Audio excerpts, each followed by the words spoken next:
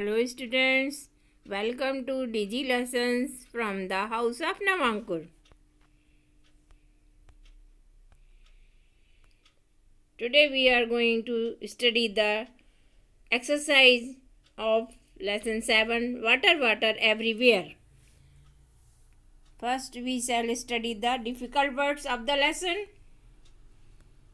Cloudburst, बादल फटना, cure, रोग मुक्त होना, सर्कमस्टांसेस, घटना, परिस्थिति, ड्रोन, डूबना, डिफॉरेस्टेशन, वन कटाई, एम्बैंकमेंट, तटबंध, बांध, एपिडेमिक, महामारी, ईटेबल्स, खाने योग्य सामान, खाने का सामान, हॉरिबल, डरावना, भयानक, ईडियम, मुहावरा, इन्फेक्शन, संक्रमण, नेबर, पड़ोसी, प्यूरिफाई, शोधन, शुद्ध करना, प्रिवेंशन, निवारण, रोक, सराउंडिंग्स, आसपास का, पोरिंग, मूसलाधार बरसना, अनएक्सपेक्टेड, अप्रत्याशित, ब्रीचेज, दरार, पैनिकी, भय से त्रस्त, वेटरनरी, पशु चिकित्सा.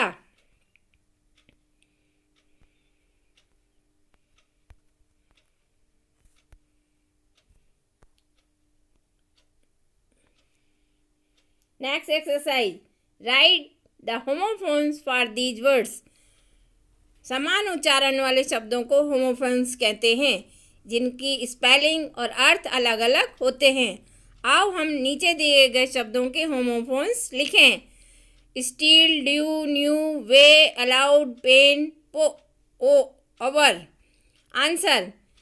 स्टील चुराना, ड्यू ओस की बूंद, न्यू नया, वे वजन करना, अलाउड अनुमति दी, पेन कढ़ाई, आवर घंटा. Now study the question answer of the lesson. Question number 1. What is disaster? आपदा क्या है? Disaster is an unexpected event which kills or injures a lot of people and causes lot of damage to property. आपदा एक अप्रत्याशित घटना है जो कि बहुत सारे लोगों और संपत्ति को नुकसान पहुंचाती है और मारती है. Question number 2. What are epidemics? महामारी क्या है? Epidemics are infectious disease which is spread out over a large population by means of water, food and air. महामारियां एक संक्रमित बीमारियां हैं जो कि बहुत सारे लोगों पर, बहुत सारी आबादी पर दूषित भोजन, पानी और हवा से फैलती हैं. Question number 3. What are the ill effects of floods? बाढ़ों के बुरे प्रभाव क्या हैं? The ill effects of floods are destruction of life and property. बाढ़ों का बुरा प्रभाव है कि जीवन और संपत्ति को की बर्बादी या नुकसान पहुंचाना. Question number 4. How are human beings responsible for causing floods? बाढ़ों के कारण के लिए मानव किस प्रकार से उत्तरदायी है? आंसर.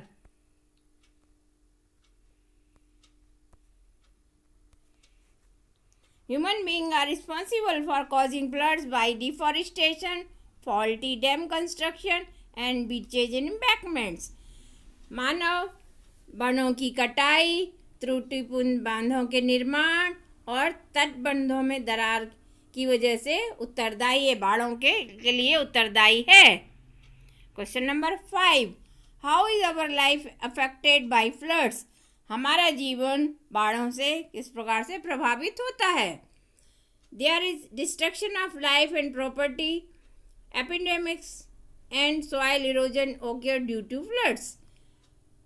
वहाँ बाढ़ों के कारण जीवन और संपत्ति को नुकसान होता है और बाढ़ों के कारण मिट्टी का कटाव और महामारियां घटित होती हैं.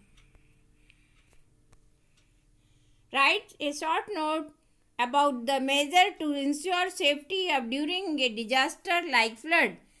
बाढ़ जैसी आपदा के दौरान जीवन की रक्षा के उपाय पर एक लेख लिखिए, संक्षिप्त लेख लिखिए।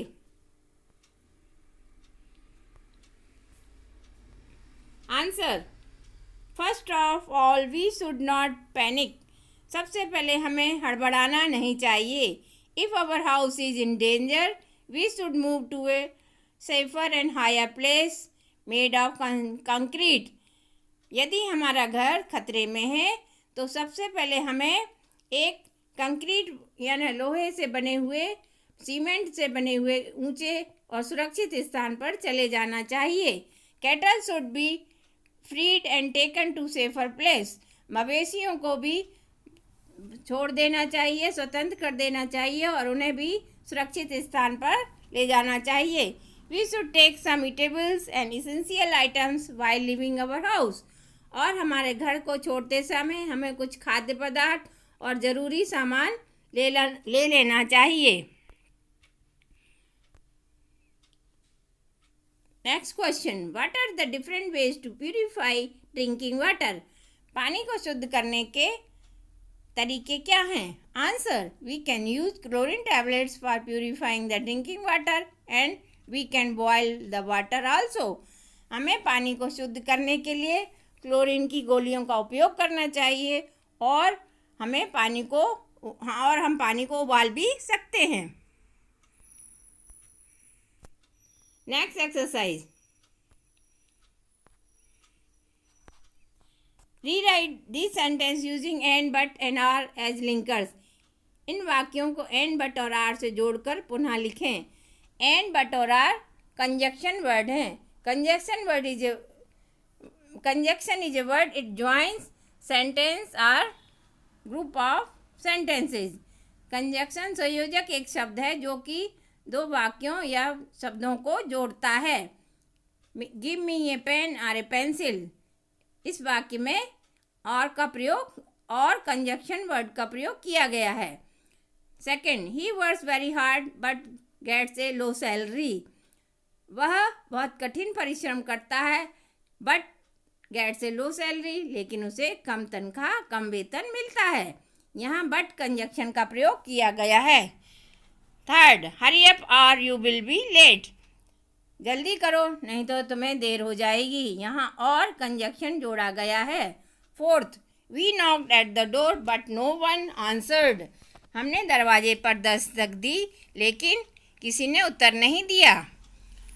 5, man discovered fire and learn to cook. मनुष्य ने आग की खोज की और पकाना सीखा। यहाँ एंड बट का प्रयोग किया गया है, एंड कंजक्शन वर्ड का प्रयोग किया गया है। 6, he is slow but he is sure. वह धीमा है लेकिन वह निश्चित है।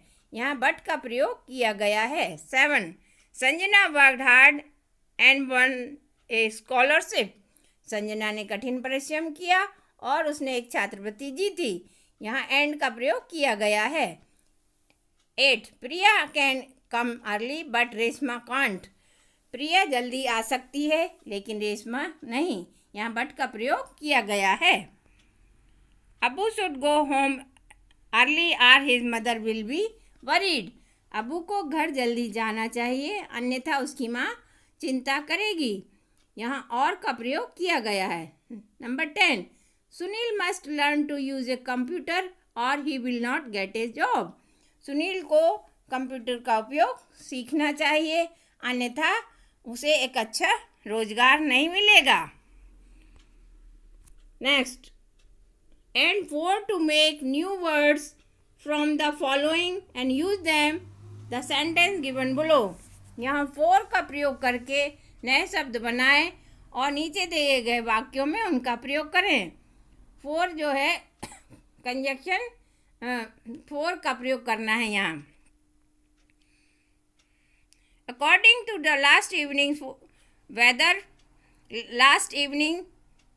forecast weather, it may rain today. पिछले शाम की भविष्यवाणी बताती है, मौसम की भविष्यवाणी बताती है आज बारिश हो सकती है। Number 2, astrologer claim that they can foretell your future. ज्योतिष शास्त्री दावा करते हैं वे तुम्हारे भविष्य को बता सकते हैं, भविष्यवाणी कर सकते हैं. Third, he has applied for half a day's leave in the forenoon today. उसने आज दोपहर के बाद आधी छुट्टी के लिए आवेदन दिया है. A true leader is always in forefront. एक सच्चा नेता हमेशा अग्रिम पंक्ति में रहता है. 5. We don't often realize that we owe a lot to our forefathers. हम ये कभी महसूस नहीं करते कि हम अपने पूर्वजों के ऋणी हैं. Next question. Rearrange the following words to make meaningful sentences. शब्दों को पुनर्व्यवस्थित कर अर्थपूर्ण वाक्य बनाएं. Answer is it is important to spray pesticide. Number 2, use chlorine tablets to purify water. Number 3, prevention is better than cure. It is raining cats and dogs. Dams are useful for us. We should plant more trees.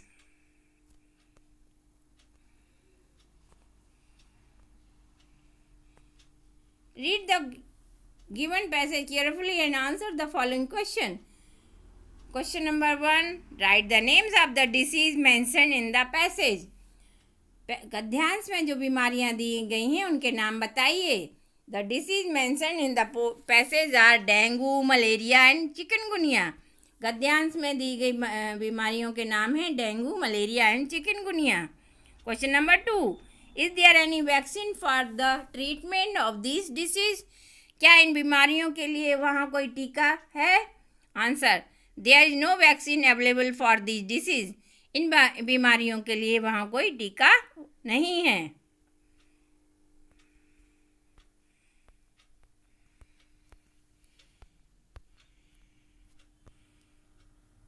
Write down some prevention measure to avoid these diseases. Answer, some preventive measures are. इन बीमारियों से बचने के कुछ उपाय लिखिए. Preventing mosquitoes from entering the house by using nets.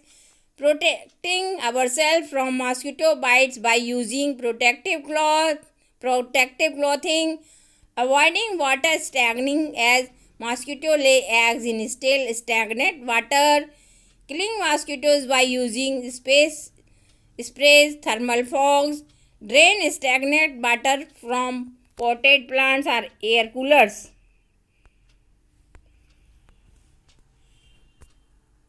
Arrange the jumbled letters given below to make words. अस्त व्यस्त शब्दों को व्यवस्थित करके सही स्पेलिंग बनाइए, सही शब्द बनाइए. First one, disease, drain, malaria, fever. Thank you very much, students. All of you learned the exercise of the lesson. I hope you will write them in your fair copy. Thank you very much.